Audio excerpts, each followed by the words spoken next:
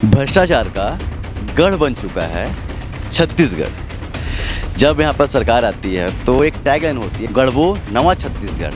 लेकिन ये छत्तीसगढ़ नए ढंग से लिखा जा रहा है, नया ढंग जिसमें सिर्फ और सिर्फ भ्रष्टाचार हो रहा है। सीधी और साफ भाषा में अगर बोला जाए तो ग्रामीणों के टट्टी कभी पैसा खा गए यहाँ के अधिकारी में लगभग 14 लाख रुपए की रिकवरी निकलती है सरपंच के ऊपर पे। लेकिन यहाँ के एसडीएम साहब को पता ही नहीं है कि ऐसा कोई आदेश पारित हुआ है। और व्यवस्था ऐसी है कि कार्यपालिका भी बिल्कुल शून्य हो चुका है और न्यायपालिका भी बिल्कुल शून्य हो चुका है। भ्रष्टाचार का गढ़ बन चुका है छत्तीसगढ़। जब यहाँ पर सरकार आती है तो एक टैगलाइन होती है, गढ़वो नवा छत्तीसगढ़। लेकिन ये छत्तीसगढ़ नए ढंग से लिखा जा रहा है, नया ढंग जिसमें सिर्फ और सिर्फ भ्रष्टाचार हो रहा है। भ्रष्टाचार का आलम ये है कि अधिकारी जो हैं इतने बेफिक्र हैं कि उन्हें न कार्यपालिका से मतलब है न न्यायपालिका से मतलब है। उन्हें सिर्फ और सिर्फ अपने भ्रष्टाचार से मतलब है। ना तो उन्हें किसी शासन का डर है, ना तो उन्हें प्रशासन का डर है। आपने हमेशा देखा होगा कि कभी किसानों का धान का पैसा खा लिया जाता है, तो कभी अटल आवास का पैसा खा लेते हैं, तो कभी सड़क में घोटाला कर देते हैं, तो कभी पानी में घोटाला कर देते हैं। ऐसे तो अधिकारी हैं यहाँ पे। लेकिन अभी जो आपको बता रहा हूँ, ये जो घोटाला हुआ है शौचालय पे किए हैं। सीधी और साफ भाषा में अगर बोला जाए तो ग्रामीणों के टट्टी कभी पैसा खा गए यहाँ के अधिकारी।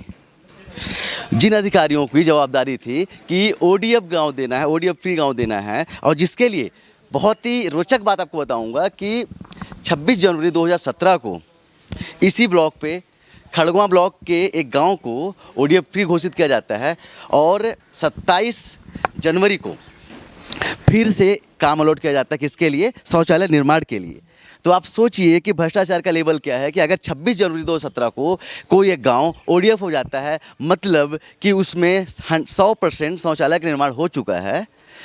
इसके बाद उसके अगले ही दिन फिर से निर्माण कार्य आरंभ कराया जाता है शौचालय का। आपको मैं बताना चाहूँगा, अभी मैं खड़ा हूँ खड़गवा ब्लॉक पे, मेरे पीछे ये जनपद है और यहाँ से महज 50 मीटर की दूरी पे तहसील ऑफिस है। मतलब समझ सकते हैं कि ये कार्यपालिका है और बगल पे न्यायपालिका है। लेकिन अगर हम सवाल पूछते हैं कार्यपालिका से तो ना तो उनके पास कोई उत्तर होता है और ना ही न्यायपालिका के पास उत्तर होता है कि ऐसा कैसे हो सकता है। सितंबर 2021 पे एक खाद्य अधिकारी यहाँ के एक आदेश पारित करते हैं जिसमें लगभग 14 लाख रुपए की रिकवरी निकलती है सरपंच के ऊपर पे। लेकिन यहाँ के एसडीएम साहब को पता ही नहीं है कि ऐसा कोई आदेश पारित हुआ है या फिर ऐसा कोई रिकवरी का आदेश किसी खाद्य अधिकारी को दिया गया है।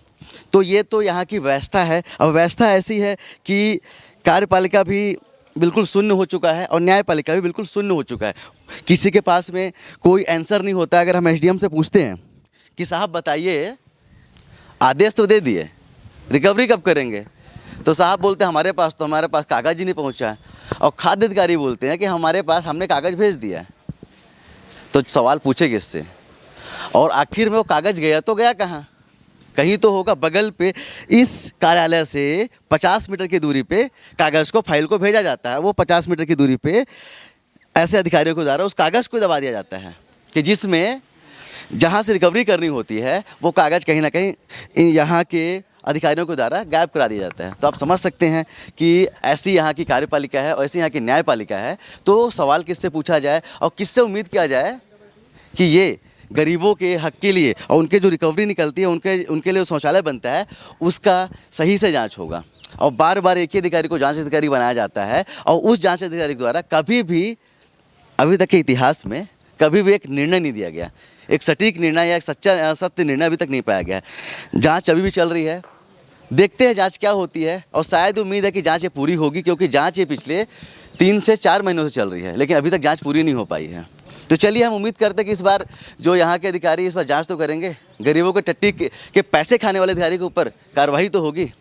देखते हैं ये सब कार्रवाइयाँ होती हैं नहीं होती हैं, या फिर इसी दौरान जैसा पिछले कार्रवाई पे जो हुआ था जिसमें 50 मीटर की दूरी पे न्यायपालिका और कार्यपालिका के बीच में फाइल को गायब कर दिया गया, क्या इस बार भी ऐसा ही होगा या सही पे और ज़मीन पे जाके, ग्राउंड पे जाके उसकी जांच होगी और न्याय मिलेगा?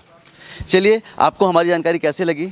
अगर आप यूट्यूब पे देख रहे हैं तो कमेंट करके बताएं, फेसबुक में देख रहे हैं तो लाइक करके बताएं। कैमरामैन अखिल के साथ मैं सुनील शर्मा। जय हिंद।